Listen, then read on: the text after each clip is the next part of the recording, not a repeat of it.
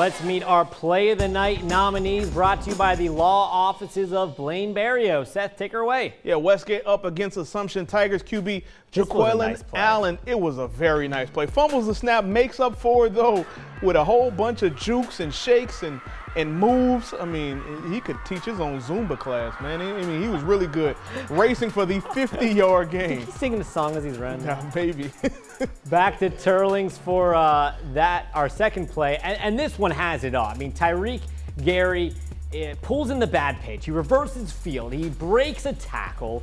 He scores, and he does it all in a blowout win, and he makes our top play nominees. I mean, that play had it all. Yeah, absolutely it did. Our third play, back at New Iberia, Braxton Gilbo under pressure, goes down, the ball is free. Latavian Thompson says, "Free Willie!" He's got plans for that ball, and they involve a touchdown celebration and reservations for 6.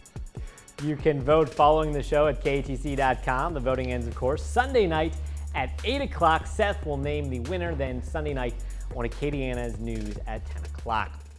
Well, back in week number 3, Sacred Heart went up to New Roads and lost to Catholic a point to beat 28-22. Tonight, Trojans drew the Hornets again. Yes, in the opening round of the postseason in an 8-9 matchup in Division 4. I don't know what camera we're on these days. Sacred Heart chasing its first win over Point Capiz in 2013. Down 7-0. You think Chronica are going to try to get things going here? He's going to drop back and passes one to Spencer Darbone. It's a long pass reception. He won't get into the end zone. Look at that water. Look at the water. Look at that water. Alex McElwee, though, will get in the end zone. 7-6. Sacred Heart cuts into the lead. Though it's 13-6 here. Chronica's going to drop back to pass. It's going to be picked off by Matthew Langaloy. That's a LSU commit right there. LSU commit.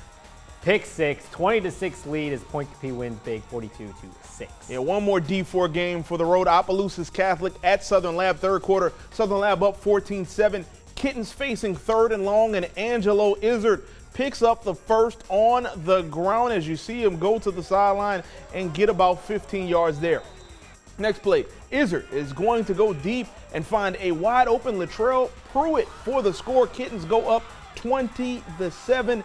Next drive for the Vikings, and Chris Brown is going to actually get a nice gain on this one, but he's going to be hit and stripped by Shane Foreman, and then he is off to the races down the sideline, and he's actually going to be knocked out at the 2-yard line. Some nice DK Metcalf hustle right there by the Vikings, but Pruitt punches it in from 2 yards out to extend the Kittens' lead to 27-7. Southern Lab gets the win 34-14.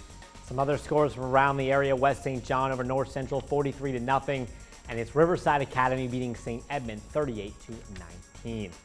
Well, checking out our headlines of the night, St. Martinville winning in overtime.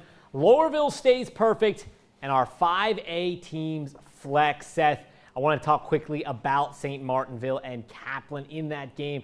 These are two of the more postseason experienced teams. How big of a win is that for St. Martinville? I know they were the higher seeded team, but it's always tough to knock Kaplan out. Well, not only is it always tough to knock them out, but when you're facing a team that's very familiar with you in your district, you faced them already this year.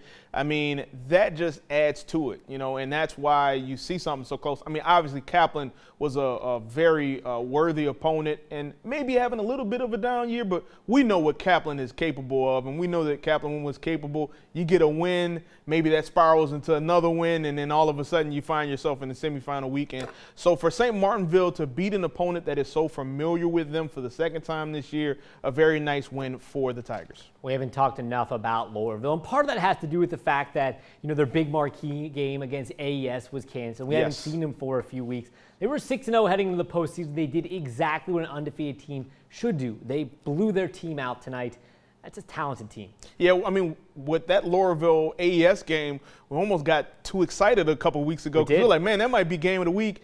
And then, of course, Karen Crow and STM was that same week. But, I mean, Lowerville. It was tough to go up against It was tough to go against that game. But, I mean, still, I mean, it was like a game of the week 2.0. And Lowerville has just been so impressive.